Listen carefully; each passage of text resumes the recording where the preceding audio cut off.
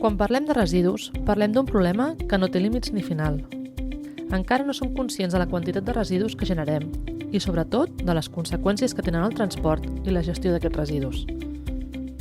Tenim actualment amplis coneixements i tecnologia per poder aprofitar i reciclar residus i així poder obtenir subproductes i materials que es podran posar de nou al mercat.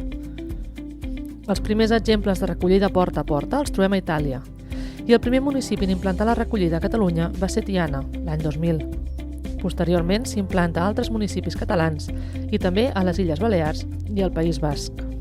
S'entén per recollida porta a porta aquell sistema en què la recollida selectiva dels residus es fa separat en origen a la porta del domicili i seguint un calendari preestablert per cadascuna de les fraccions. Sobre el calendari es poden efectuar controls de qualitat. A veure, nosaltres a Sant Pol vam optar per un sistema de recollida porta a porta després d'estudiar altres experiències. Pensem que és una manera de que el ciutadà pren consciència realment del volum de residus que genera i de cada fracció. Quan ho llancem tot junt, els envasos, el cartró va dintre d'una bossa i no ho veiem. D'aquesta manera tu treus els envasos i ets conscient de la quantitat d'envasos que a casa teva estàs generant, moltes vegades inútils. I està comprovadíssim que és un sistema que augmenta moltíssim el percentatge de recollida selectiva.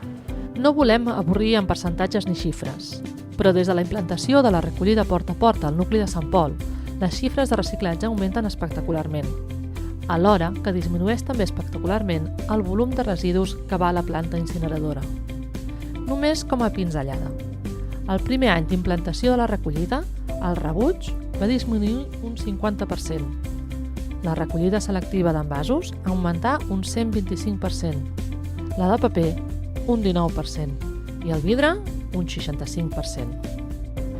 Què passa amb un sistema de recollida porta a porta? Que el ciutadà s'ha d'implicar, perquè ja no anem al contenidor i ens oblidem. D'aquesta manera, tu a la teva porta tens el teu residu i tu ets responsable d'allò que has llançat.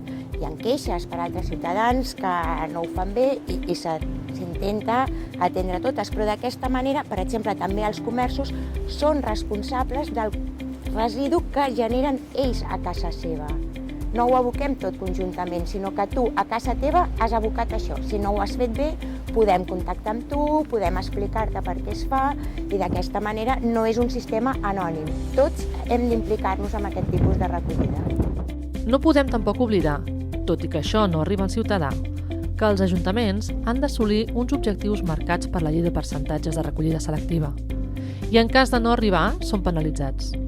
Aquesta penalització repercuteix en el ciutadà, evidentment, i fa pujar les taxes d'escombraries, així com l'augment imparable dels costos de la incineradora i l'abocament. Nosaltres recollim porta a porta les 5 fraccions que he dit: paper i cartró, envasos, vidre, l'orgànica i el rebuig. Tenim unes recollides que es fan durant el dia, de la que diem fraccioneta, que serien paper i cartró, envasos i vidre, i a la nit es fa la recollida el dia que toca de rebuig i d'orgànica. A més, tenim una recollida diària de bolquers, amb una enganxina que proporciona l'Ajuntament. Una bossa amb aquesta enganxina, que són bolquers, es recull cada dia, de manera que no l'has de guardar a casa.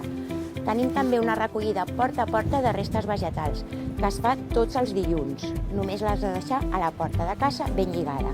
Fem una recollida de mobles i trastos. Aquí sí que has de fer una trucada prèviament i quedem un dia i t'ho passem a recollir. La voluntat actual és fer arribar la recollida porta a porta a tot el municipi i millorar la gestió de la deixalleria. És d'aquesta manera com Sant Pol de Mar es compromet a una gestió més eficient dels residus i a l'impuls de campanyes per reduir la seva generació. Un compromís que volem fer extensiu al conjunt de la població, perquè tots nosaltres som imprescindibles en la lluita contra el canvi climàtic i per la preservació del nostre entorn.